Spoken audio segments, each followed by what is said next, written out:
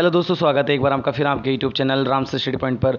दोस्तों मेरा नाम है जितेंद्र यादव और जैसा कि आप जानते हैं एसएससी जीडी 2021 के लिए हम आपके लिए लेकर आए हैं प्रीवियस ईयर क्वेश्चंस। तो दोस्तों आज हम सेट नंबर 7 कर रहे हैं। इससे पहले 6 सेट हम आपको करा चुके हैं, तो अगर आपने नहीं देखे हैं तो उन्हें ज़रूर देख लेना। तो दोस्तों जैसा कि आप पहला क्वेश्चन आप अपनी स्क्रीन पर देख सकते हैं, राजीव गांधी खेल रत्न पुरस्कार पाने वाले सबसे कम उम्र के प्राप्तकर्ता कौन है? तो आपके पास ऑप्शन है विश्वनाथ आनंद, विराट कोहली, गीत सेठी और अभिनव बिंद्रा। तो दोस्तों आप सभी को इसका राइट आंसर लगाना है। तो दोस्तों इसका राइट आंसर है अभिनव बिंद्रा। अभिनव बिंद्रा ही सबसे कम उम्र के राजीव गांधी खेल रत्न प्राप्त करने वाले व्यक्ति हैं। तो दोस्तों अगले क्वेश्चन की ओर चलते हैं। अगला क्वेश्चन है आपके पास, किस अर्थशास्त्री ने 1998 में नोबेल पुरस्कार प्राप्त किया था? तो दोस्तों आपके पास ऑप्शन है अमर्त्य सेन, रघुराम राजन, अभिजीत विनायक बनर्जी, डॉक्टर मनमोहन सिंह। दोस्तों इसका आंसर मोस्टली सभी बच्चों को पता होगा क्योंकि ये बहुत सारे एग्जाम्स में पूछा जा चुका है। तो दोस्तों इसका राइट आंसर है अमर्त्य सेन। यही पहले अर्थशास्त्री हैं जिन्होंने नोबेल पुरस्कार जीता था। देखिए कुछ और बातें जानते हैं। अमर्त्य सेन का जन्म जो हुआ था 1933 में हुआ था। देखो लिखा भी है 1998 में नोबेल पुरस्कार प्राप्त करने वाले प्रोफेसर यही हैं। यही पहले एशियाई भी हैं। तो दोस्तों चलिए अगले क्वेश्चन की ओर चलते हैं। अगला क्वेश्चन है आपके पास, लक्षद्वीप द्वीप समूह किस सागर में स्थित है? दोस्तों इसका सभी को आंसर पता होगा।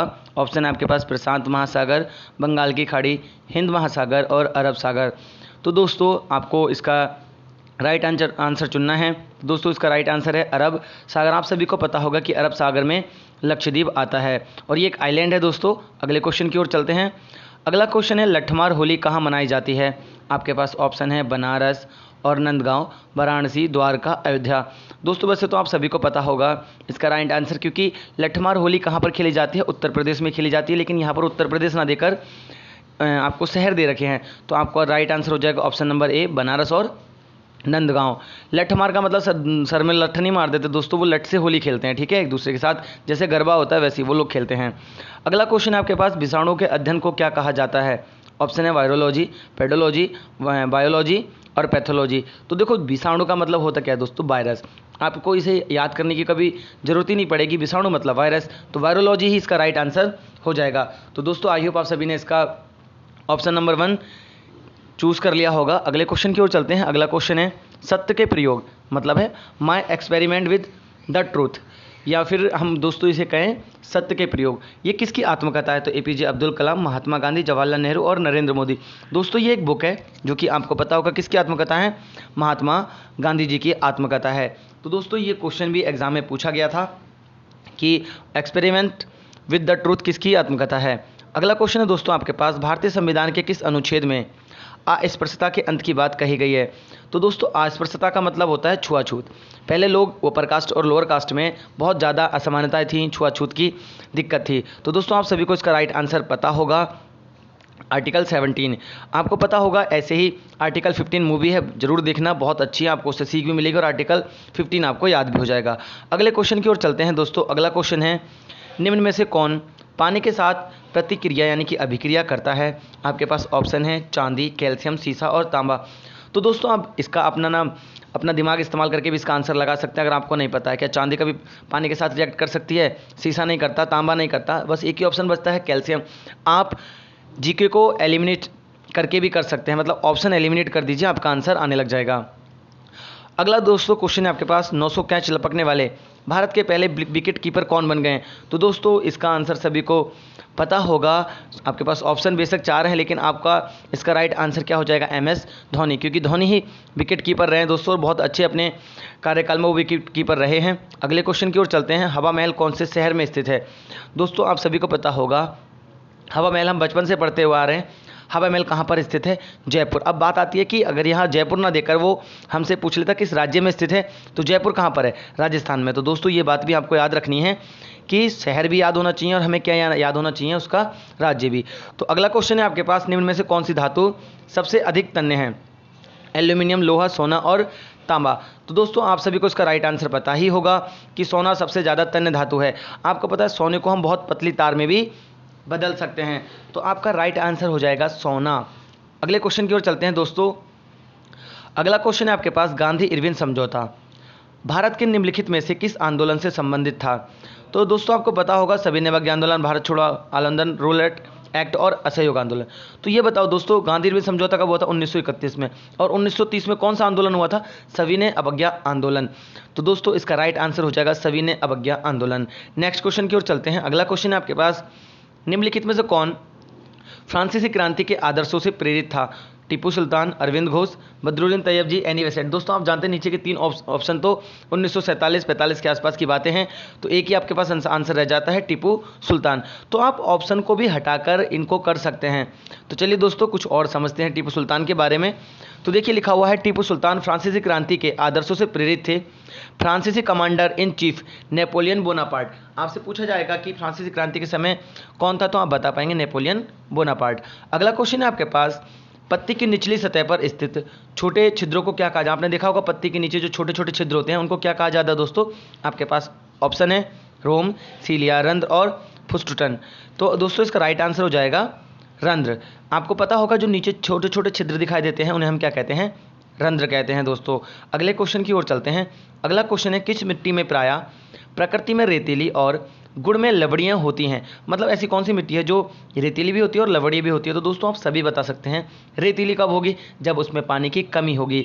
यानी कि एक ही ऑप्शन है आपके पास, शुष्क मिट्टी, जलोढ़, और इन सब में शुष्क मिट्टी। तो इसका राइट आंसर दोस्तों हो जाएगा आपका शुष्क मिट्टी। चलिए दोस्तों अगले क्वेश्चन की ओर चलते हैं। अगला क्वेश्चन है दोस्तों आपके पास, भारतीय उपखंड में जन्म लेने वाला कौन सा भक्ति संगीत सूफी संगीत है?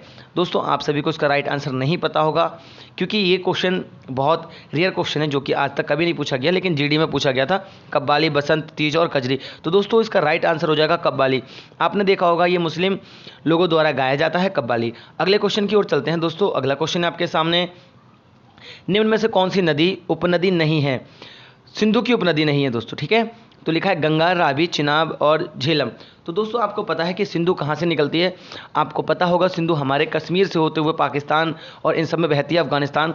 तो दोस्तों इसका राइट आंसर हो जाएगा गंगा, क्योंकि गंगा आपको पता है अलग से निकलती है, ग्लेशियर है ना, गोमू ग्लेशियर से निकलती है। लेकिन ये कहाँ से निकलती है आगे बात करते हैं। तो देखो लिखा है, सिंधु नदी की प्रमुख सहायक नदियाँ जो हैं वो काबुल, कुमेर और नदियाँ हैं। लेकिन पूर्व में अगर हम 5 सहायक नदियों की बात करें तो वो झेलम, चिनाब, रावी और ब्यास और सतलुज है। तो आप देख सकते हैं हमारा राइट आंसर कौन हो जाएगा? ए हो जाएगा। बात करते हैं सिंधु नदी की। तो दोस्तों सिंधु नदी एशिया की सबसे लंबी नदियों में से एक है। यह पाकिस्तान, भारत यानी कि जम्मू कश्मीर और चीन पश्चिम में तिब्बत के माध्यम से बहती है। सिंधु नदी का उद्गम जो है वो मानसरोवर झील है, आपको वैसे पता होगा, जिसका नाम लिखा हुआ सिंध का वाक नामक जलधारा से माना जाता है। इस नदी की लंबाई 3610 किलोमीटर है। यह नदी तिब्बत कश्मीर के बीच बहती है। नंगा पर्वत के उत्तरी भाग से घूमकर यह दक्षिण पश्चिम में पाकिस्तान के बीच से गुजरती है। तो दोस्तों आपको याद रखना है ये पाकिस्तान में से होकर बहती है।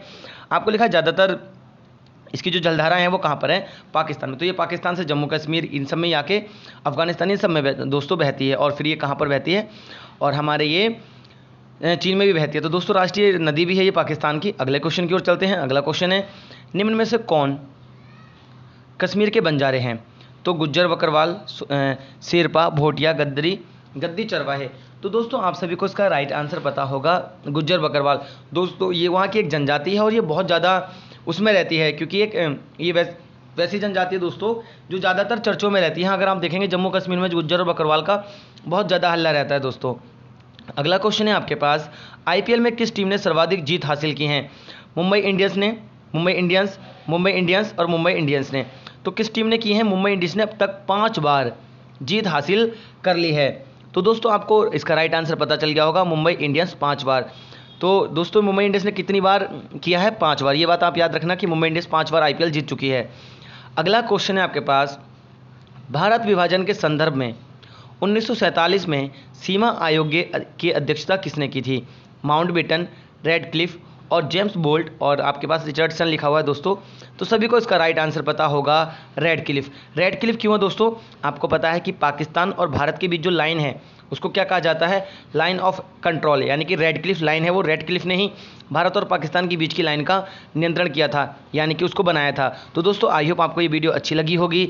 अगर अच्छी लगी है तो अपने दोस्तों के साथ शेयर जरूर कर देना दोस्तों, और ऐसी ही वीडियो को लगातार देखने के लिए हमारे चैनल को सब्सक्राइब जरूर करें। नीचे रेड बटन होगा उसको जरूर दबा दें, फिर बेल आइकन भी दबा दें। तो चलिए दोस्तों मिलते हैं आपसे शाम को मैथ्स के प्रैक्टिस सेट में नई वीडियो के साथ। धन्यवाद।